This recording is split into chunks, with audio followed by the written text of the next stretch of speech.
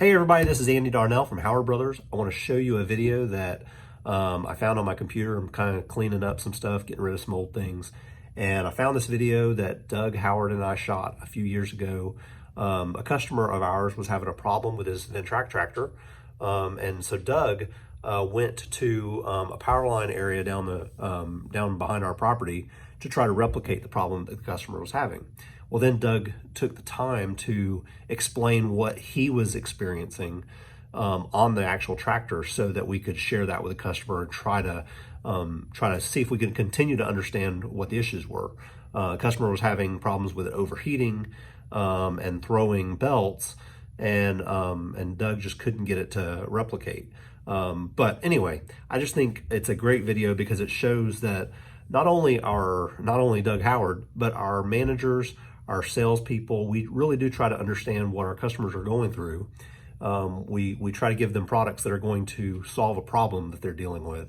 And we stand behind the products that we sell. It happens all the time where our owners or one of our managers, someone will spend hours trying to figure out what's going on, and then ultimately educate customers on what's happening, so that they have a piece of equipment that they can trust and that they can get their job done.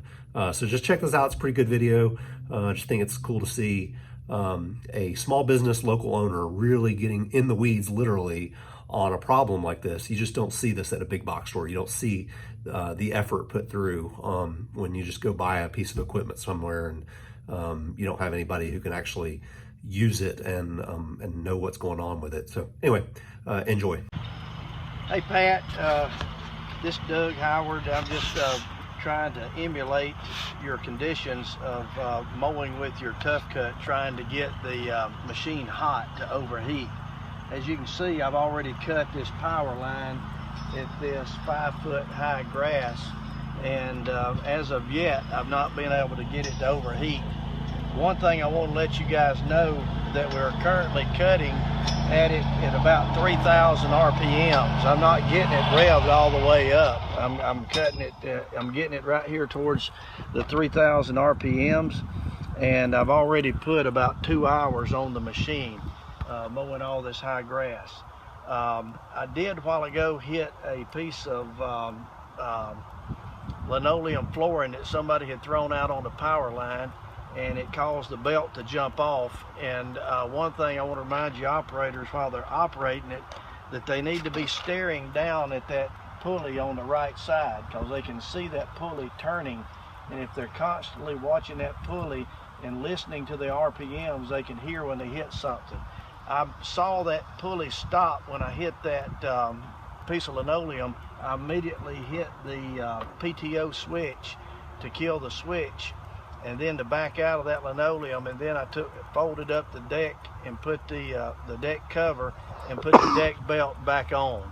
And so I'm going to continue to mow some more of this to see if I can get it to overheat. But again, when I crank it up, I'm going to run it at the 3,000 RPMs.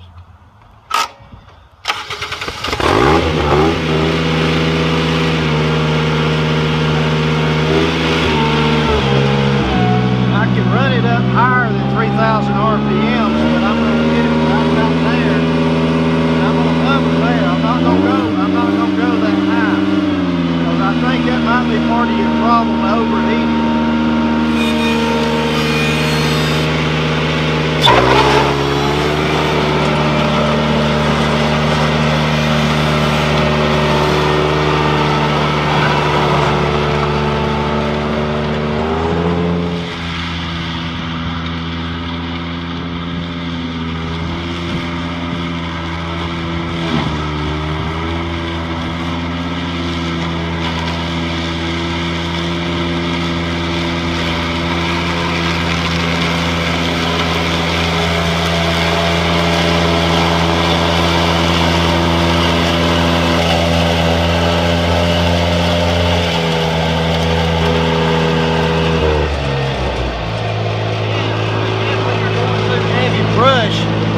To always go slow, because you're listening for rocks, and when you're going over ruts and uneven ground. We found on your machine that you had a broken wheel hub with only one bolt holding it on. And if the guys are going too fast through the rough ground, they'll actually break bolts on the axle. So you got to take it slow and have this in lower gear while you're doing this kind of work. And you also, when you're going through brush like that, when I get real high stuff, I'm going to take it in bite-sized pieces so that I can get a feel, because I'm kind of hunting with the deck to see if I have rough stuff that I don't need to be cutting. And if I hear something rough, I'll back out of it. And so that's one thing key, that your guys don't need to go like they're just cutting grass and straight roads all the time. Occasionally when they're getting high stuff, they need to back out, get a bite, back out, get a bite, back out until they hear and feel that they're in safe conditions.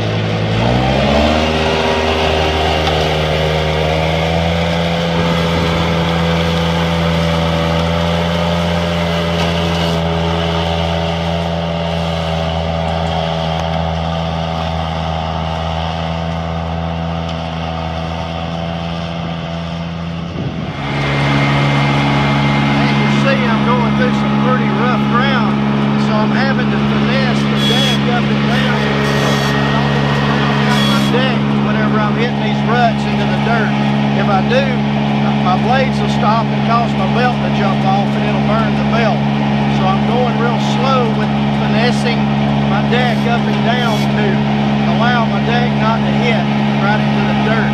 So you have to take it slow when you go through these rough areas. Seeing all this stuff, I don't know if there's rocks, I don't know if there's silk fence, I don't know if there's wooden stakes, or whatever's in the ground.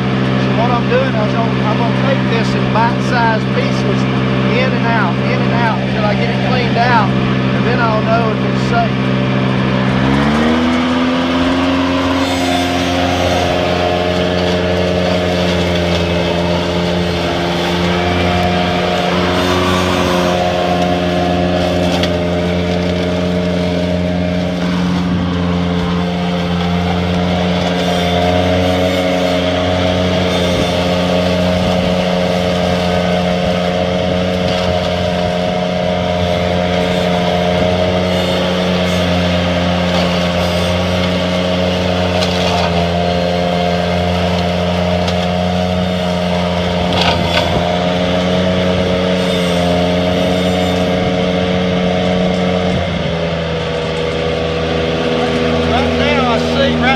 See that there's about a couple of 1 inch willow trees right there.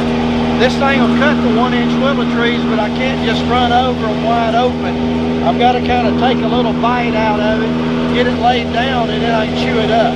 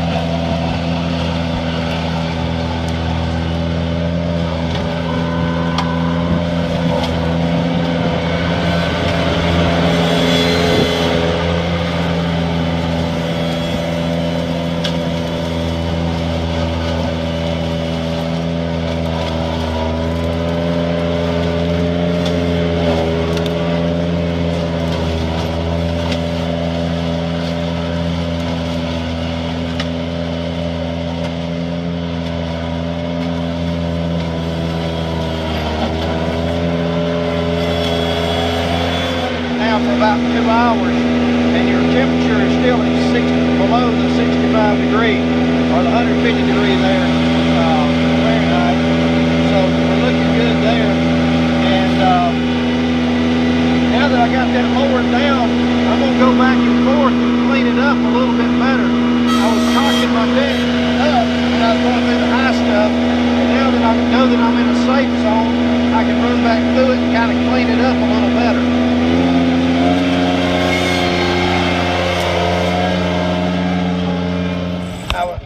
cutting all this earlier, and I happened to get lucky whenever I come through here, and I saw silk fence right here in this brush. And had I not saw that silk fence, and if I would have hit that with the deck, that's whenever I shred belts. So anytime you're cutting stuff like this, you got to be careful with silk fence. I also found that big black pipe up on that bank. That pipe was unexposed, was totally hidden, and I didn't even know it was there. The grass was so high. And so when I was cutting it, I snagged a piece of that pipe. I didn't hit it with a blade, but I saw it move. And so you constantly got to be looking out ahead of you and expecting to see stuff like silk fence when you're cleaning retention ponds, and also the iron stakes. You'll find those laying down all the time that you got to watch out for, and the operator's got to use all of his senses. He's got to use his eyes, he's got to use his nose to smell for belts burning. If he smells belts burning, he knows he's got issues. And also he's got to use his ears to listen for engine RPM drop whenever you see that drop. Or so you got to use all of your senses, your feel. You got to use your deck. As you feel that your deck's dropping down, you've got to raise your deck up and down to keep it from bogging out. All these things will cause it to burn belts and to throw a belt. And so if you do it slow and you handle it kind of these projects kind of at a slow pace, you'll get the job done. And heck, fire is a whole lot faster than doing it with weed eaters and several men. What we've just cleaned up right here would take 2 men a week to do this power line, and we've done it in about 2.5 hours. So if again, just guys, when he gets in this head high stuff, he's got to take it in bite-sized pieces and listen and finesse his machine around and listen for it running.